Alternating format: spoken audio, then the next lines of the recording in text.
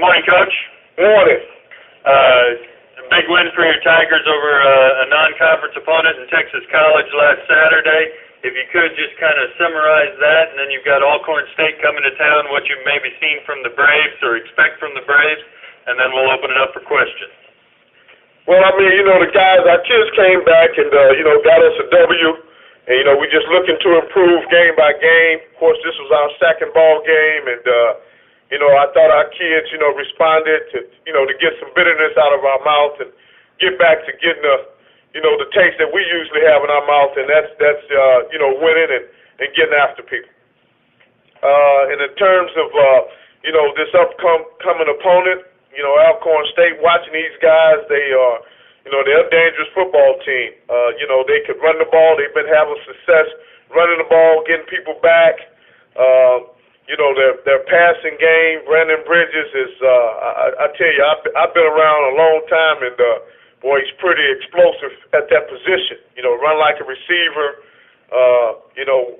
I see Melvin giving him the reads that where he needs to get the football to, and then along with their running game and getting some linemen back that I didn't see in the first ball game, we know that these guys come here in Houston and give us a challenge. We'll open it up for questions for head coach Ramsey from Texas Southern University. Coach Ramsey, good morning. Charles Evans from WPRL. Good morning. Of course, Coach Spears was on that staff for a period of time. Just talk about your relationship with Coach Spears and that whole deal playing the Braves this week. Well, I mean, me and Melvin, when Melvin was here, his office was the closest to mine. We both were seniors on the staff, and he walked in my office and just stayed on the board a lot. Drew up a lot of things with the stretch game, and not only the stretch game but running game. We would always bounce things off of one another. So we played a lot of chart tactics when he was here, and he knows our defense. He knows the guys. He recruited some of our kids that are here, so there's no doubt that he's very familiar with our situation. And just out of respect, utmost respect for him, to see him back as a head coach where I think he belongs, and his leadership over there has been great.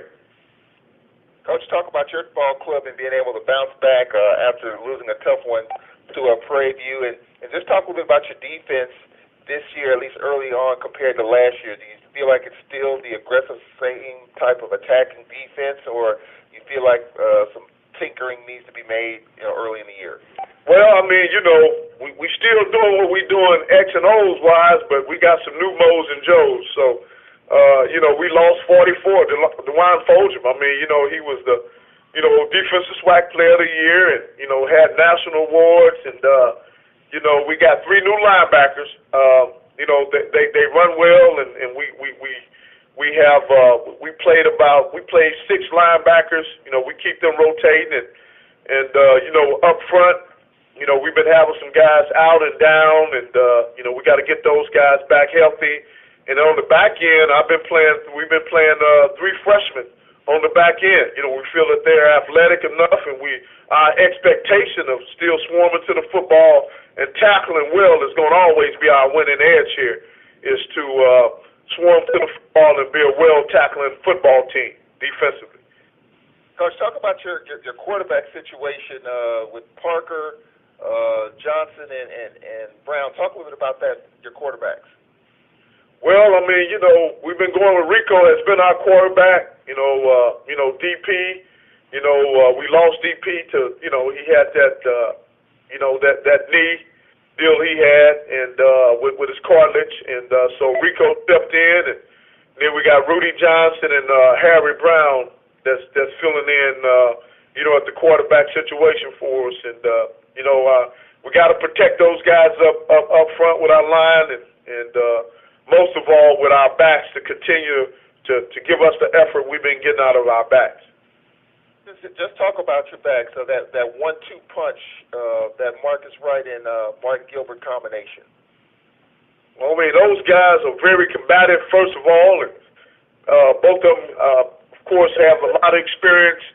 They the same type of backs in terms of effort. They got that that effort of giving us their best and run behind their pads, tilted with power, and been doing a great job of protecting the ball too. We hadn't had any fumbles, and they complement each other well. And those guys are stand in there and protect the quarterback when it comes their call of duty of protecting and pass protection as well.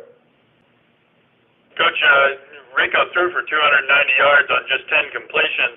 Is he starting to build his confidence? Is that big plays, or is that just maybe a measure of your competition over the week? Well, I mean, way we look at it, I mean, we grade our kids tough, and we had some young guys make some big plays downfield. It was guys that he kind of created some things scrambling with his footwork, but it's no doubt that was his first time out, and the ascending error is going up with our passing game. And we got some receivers that can get open. Joe Anderson, and with his strength and with his experience, and Richard Samuels, with his durability, and Kurt Fitzhugh, our tight end. I think our passing game is still getting gelled up, and it's improving week by week. Coach Ramsey, it's Ron Turner from the Eastern Chronicle. How you doing? All righty. Coach, I know you told me you guys were awaiting the MRI results on Parker's knee. Do you guys know when you'll probably be getting that back? Well, I mean, DP was at the at the medical center this morning. I'm looking to hear back from Doc on that, and if it's whatever the doctor say, if it's something that needs to get fixed, I want to go ahead and get that done. And my best interest is for DP, and we're gonna miss him, and his leadership is second to none. So that's the situation we're waiting on.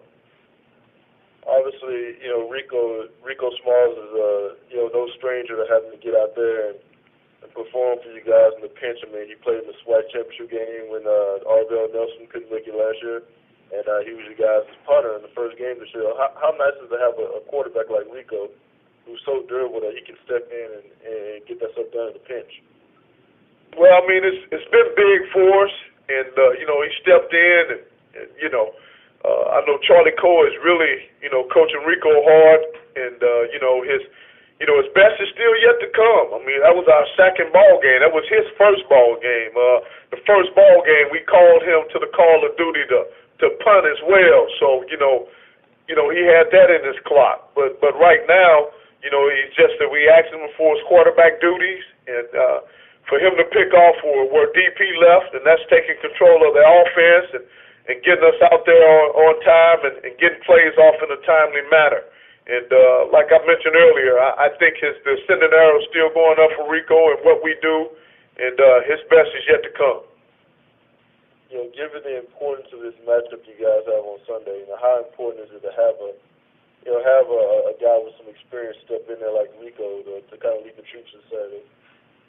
Well, I mean, it's extremely important, and with us, it starts in the trenches. With our linemen protecting and most of all creating creases and downfield for our backs, and within our running game and with the passing game to protect our quarterbacks. And Rico he just got so much growth. I mean, really, this was his second start since he's been here.